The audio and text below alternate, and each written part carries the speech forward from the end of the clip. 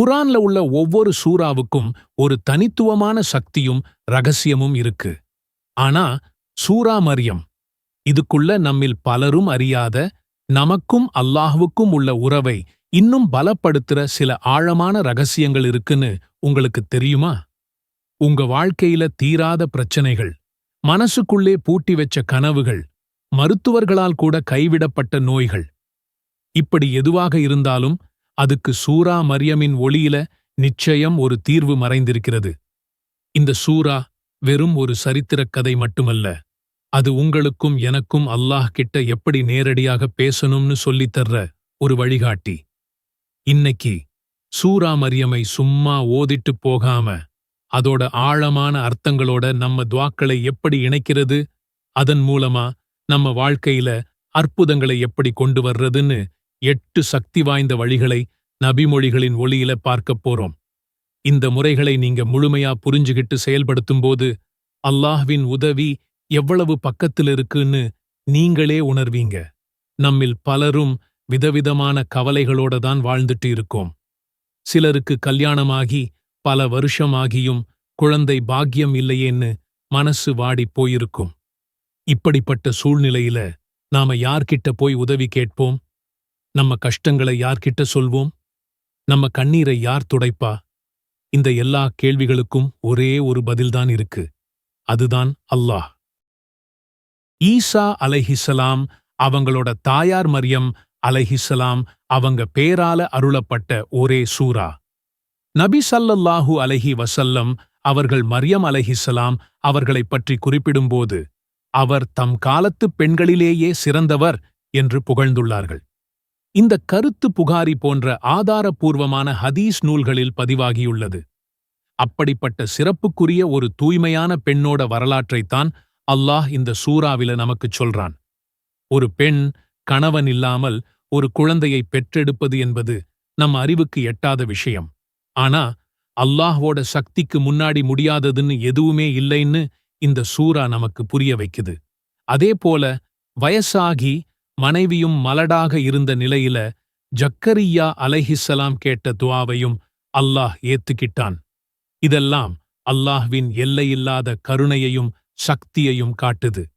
இந்த சூறாவை நாம முழு நம்பிக்கையோட அணுகினா நமக்கும் அல்லாஹ்வின் உதவி நிச்சயம் கிடைக்கும். நம்மில் பலர் குழந்தை பாக்கியம் இல்லாம தவிக்கிறோம்.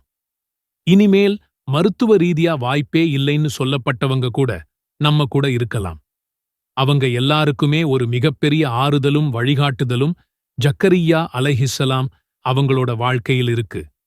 ஜக்கரியா அலைஹிஸ்ஸலாம் அவர்கள் ரொம்ப வயசானவராகவும் அவங்க மனைவி மலடியாகவும் இருந்த ஒரு இக்கட்டான சூழ்நிலையில அல்லாஹ் கிட்ட கேட்டாங்க, என் இறைவனே, நிச்சயமாக என் எலும்புகள் பலஹீனமடைந்து விட்டன, என் தலையும் நரையால் வெண்மையாய் நிறைஞ்சிருச்சு. என் இறைவனே, இதுவரையில் நான் உன்னிடம் செய்த பிரார்த்தனையில் பாக்கியமில்லாதவனாகப் போய்விடவில்லை. இந்த வசனத்தில் இருக்கும் உருக்கத்தை கொஞ்சம் யோசிச்சுப் பாருங்கள். தன் பலவீனத்தை ஒப்புக்கொண்டாலும் அல்லாஹ்வின் மீது இருந்த நம்பிக்கையை ஒருபோதும் கைவிடவில்லை. குழந்தைக்காக ஏங்கும் தம்பதியினர் ராத்திரி நேரத்தில, குறிப்பா தஹஜ்ஜத் தொழுகைக்குப் பிறகு இந்த சூறாவின் முதல் 15 வசனங்களை ஓதி அதோட அர்த்தத்தை ஆழமா உணர்ந்து ஜக்கரியா அலைஹிஸ்ஸலாம் கேட்டது போல உங்க பலவீனத்தையும் தேவையையும் அல்லாஹ் கிட்ட சொல்லி கண்ணீரோட துஆ செய்யுங்க. பணம், உணவுன்னு வாழ்வாதார பிரச்சனைகள் வரும்போது நாம இயல்பாகவே நம்பிக்கை இழந்துடுறோம். இந்த நேரத்துல மரியம் அலைஹிஸ்ஸலாம் அவங்களுக்கு அல்லாஹ் எப்படி உணவளித்தான் என்ற நிகழ்வை நாம நினைச்சு பார்க்கணும்.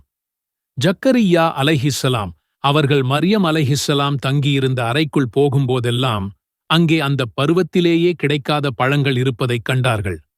அவங்க கேட்டதுக்கு, இது அல்லாஹ்விடமிருந்து கிடைத்தது, நிச்சயமாக அல்லாஹ் தான் நாடியவர்களுக்கு கணக்கின்றி வழங்குகிறான் என்று மரியம் அலைஹிஸ்ஸலாம் பதிலளித்தார்கள்.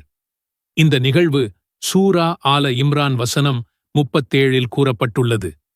இது நமக்கு கத்துக் கொடுக்கிற பாடம் என்னன்னா, அல்லாஹ்வின் பொக்கிஷங்கள் ரொம்ப பெரியது, அவன் நினைச்சா எங்கிருந்தும் தருவான். இன்றைய உலகத்துல நம்ம நம்பிக்கையை அசைச்சுப் பார்க்கிற பல குழப்பங்கள் இருக்கு.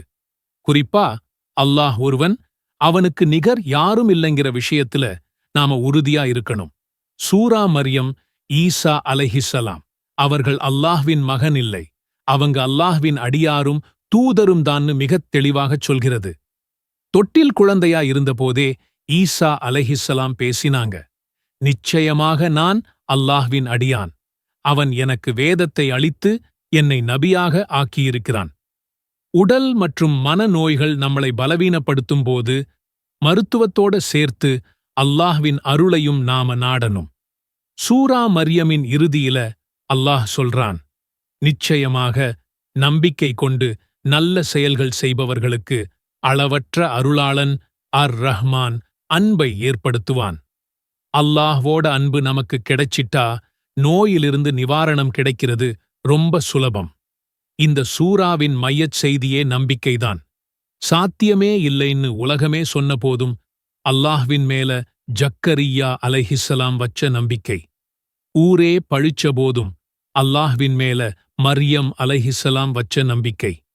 இந்த 2 நிகழ்வுகளும் அல்லாஹ்வின் சக்திக்கு எல்லையே இல்லைன்னு நமக்கு காட்டுது. உங்க வாழ்க்கையில இருக்கிற எல்லா கஷ்டத்தையும் ஒரே ஒரு விஷயத்தை வச்சு சரி பண்ண முடியும்னு சொன்னா நம்புவீங்களா? நான் சொல்றது, உங்க கடன், உங்க மன அழுத்தம், உங்க பயம் எல்லாமே காலி. இன்னைக்கு குர்ஆனோட ஒரு ரகசியத்தை உடைக்கப் போறோம். அதுதான் சூரா யாசீன். இது வெறும் பேச்சு இல்லைன்னு நிரூபிக்க அடுத்த சில நிமிடங்கள் மட்டும் இந்த வீடியோவை பாருங்க. உங்க வாழ்க்கை மொத்தமா மாறப்போகுது. குர்ஆனோட இதயம்னு இத சும்மா சொல்லலை. இது 36வது அத்தியாயம், 83 வசனங்கள். இது எவ்வளவு முக்கியம்னா, நபி ஸல்லல்லாஹு அலைஹி வஸல்லம் அவர்களே இதை குர்ஆனோட இதயம்னு சொல்லியிருக்காங்க. சில அறிஞர்கள் இந்த ஹதீஸோட அறிவிப்பாளர் பத்தி பேசினாலும் கோடிக்கணக்கான முஸ்லிம்கள் இதோட சக்தியை உணர்றாங்க. ஏன் தெரியுமா? ஏன்னா நம்ம உடம்புக்கு இதயம் எப்படி ரத்தத்தை பாய்ச்சுதோ அதே மாதிரி சூரா யாசீன் இஸ்லாத்தோட மையக் கருத்துக்களான அல்லாஹ்வின் ஏகத்துவம், மறுமை வாழ்க்கை போன்றவற்றை நம்ம மூளைக்குள்ள பாய்ச்சுது. நாம எல்லாரும் தப்பு பண்றோம்.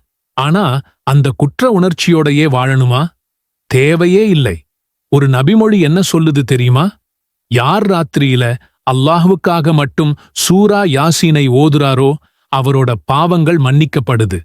அடடா, ஒரு புது தொடக்கம். அல்லாஹ்வின் கருணையை நாடி அவனுடைய வார்த்தைகளை ஓதுவது பாவ மன்னிப்புக்கு ஒரு சரியான வாய்ப்பு. உங்க ஒவ்வொரு நாளையும் ஜெயிக்கணுமா? அப்போ காலையில எந்திரிச்சதும் முதல் வேலையா சூரா யாசீனை ஓதுங்க. அன்னைக்கு முழுக்க உங்க தேவைகள் எதுவா இருந்தாலும் அதுதானா நிறைவேற்றப்படும்னு சொல்லப்படுது.